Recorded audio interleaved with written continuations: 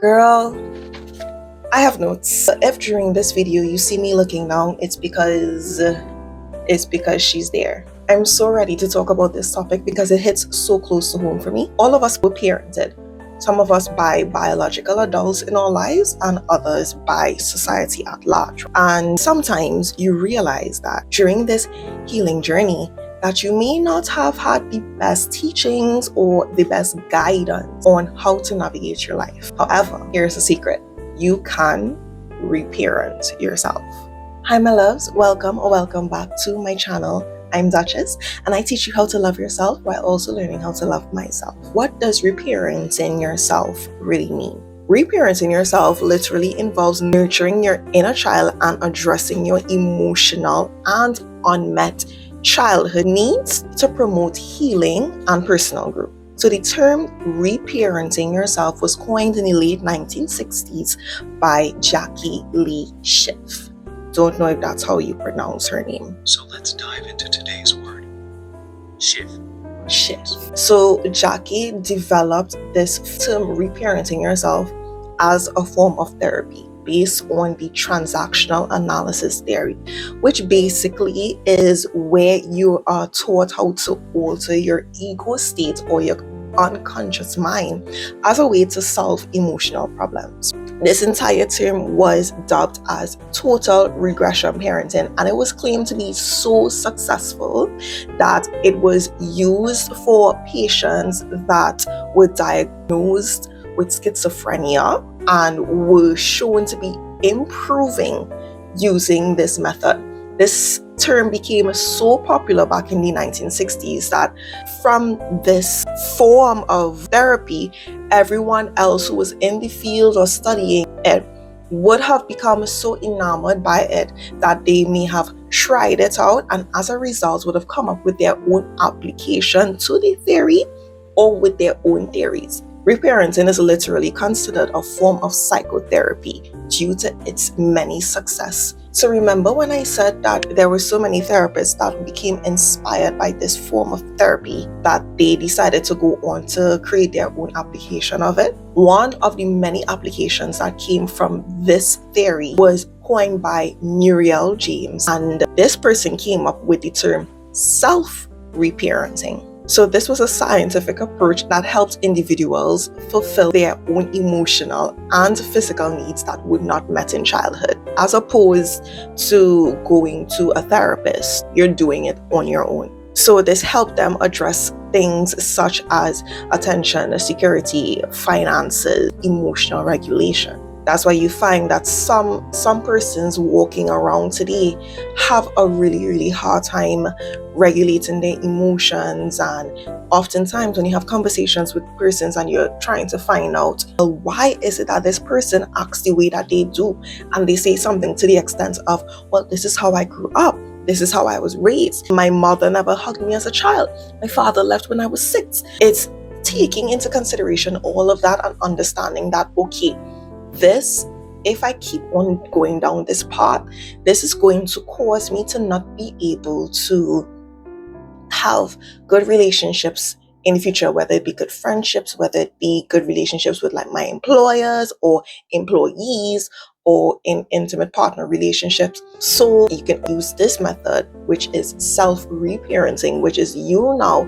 taking the mantle into your own hands, taking the control back into your own hands and saying that I am going to fix whatever is wrong with me and I'm not going to bleed onto persons that did not cut me. Some techniques include positive self-talk, mindfulness practices like Pilates or yoga, establishing healthy boundaries and being able to stick with those boundaries, etc., in order to heal past wounds, as well as foster personal growth, as well as develop and build healthier relationships. So some of the steps that you can take in order to reparent yourself is 1, acknowledge your inner child. So awareness is the first step towards healing. You may have an inner child that still carries pain, that still has unmet needs, that is still fearful of human interaction and getting too close to another person because you found that the one person or people that you were supposed to be able to trust, your family, your friends as a child, You weren't able to trust them. So now that is affecting your ability to get close to people in your adult life or strangers that may come and go along your path. Identify what these needs that were not met in your childhood could be. Because maybe it's lack of affection, maybe it's validation, etc. Understanding them can help you to address them as an adult. Your second step is practicing self-compassion. Treat yourself with kindness and understanding. Work on recognizing and managing your emotions. Don't be too hard on yourself. Let yourself make mistakes. There are so many persons that we come across in day-to-day life, and you would go an entire day spending an entire day with them and not hear them say not one nice thing about themselves. It's always, my hair looks crazy, this outfit is ugly, my shoes are ugly, my nose is big, my skin looks weird. Back to the point that they don't even notice that they're doing it. It's just natural for them. It's coming off of the dome for them. Let yourself know that it is okay for you to have emotional needs. The one person that should not judge you is you. In order to get yourself a little bit more used to this, you can start doing practices like journaling, like exercise, being mindful, and including a little bit of meditation. 3, set boundaries. This is crucial. Learn to establish healthy boundaries in your relationships, in your friendships, at your job. Say no, and say so firmly. Say, I'm not comfortable with that. It's absolutely okay. Your main goal is to protect your emotional well-being and to ensure that you are protected regardless of what happens. So engage in things that you enjoy. Rediscover the things that you like. Be playful. Have hobbies, like no matter how cringe you think they are. Allow yourself to express your creativity without feeling the need to judge said creativity. Let yourself create and do things without guilt. Color, draw, paint, do arts and crafts. I don't know, make beads, make bracelets.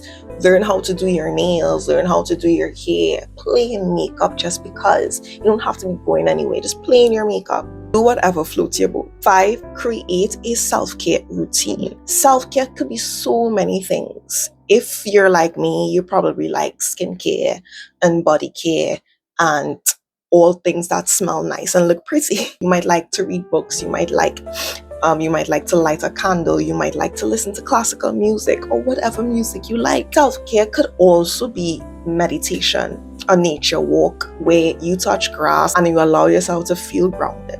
Self-care is whatever you want it to be.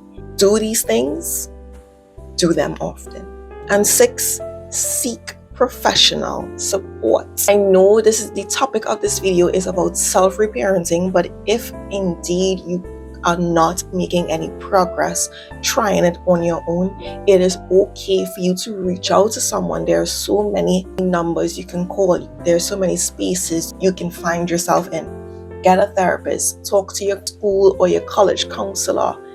Get into spaces where you have someone who is professional, who is unbiased, who is experienced in dealing with situations like these to give you the best advice on how you can move forward with these emotions and in improving this part of yourself. No one ever said that you had to do it alone, and you don't have to feel like you have to do everything alone. It's absolutely okay to ask for help. Now listen, reparenting yourself is not a quick fix. It's not a one and done. It's not going to start today and you're going to wake up tomorrow morning and say, oh my gosh, I'm healed. No, healing is never linear. Progress is never going to be a linear experience or thing. There are going to be your high days, there are going to be your low days, there are going to be days where you just want to give up on everything altogether. Understand that you do not need to beat yourself up when these emotions happen, when these feelings happen. When you get yourself into that headspace, because you will find that there are days that you just don't want to do this anymore. Get out there, get out of your house, get your body moving. If you're thinking about it in the context of reparenting yourself, then you need to think of yourself as your child. And sometimes children are stubborn. Sometimes they don't want to listen. Sometimes they want to push the envelope to see just how far they can take it and how far they can reach before boundaries are really cross. You are the same. You are going to test yourself. You're going to see how far you can reach by pushing your own boundaries. And that is completely fine. You're starting from scratch. You're starting over from the beginning. So there will be things and times where you just don't feel like doing it. And there's nothing and no one that can make you want to do it. In this process, you're going to find yourself feeling vulnerable and uncomfortable. As a child would, there will be pushback when a child finds itself feeling vulnerable and uncomfortable. Understand that this is all a part of the process. You're not doing anything wrong. So, follow these steps and let me know how it goes. Thank you for staying until the end of this video. If this video resonated with you, please like, comment, and subscribe. And I'll see you in my next one. Bye. Love you.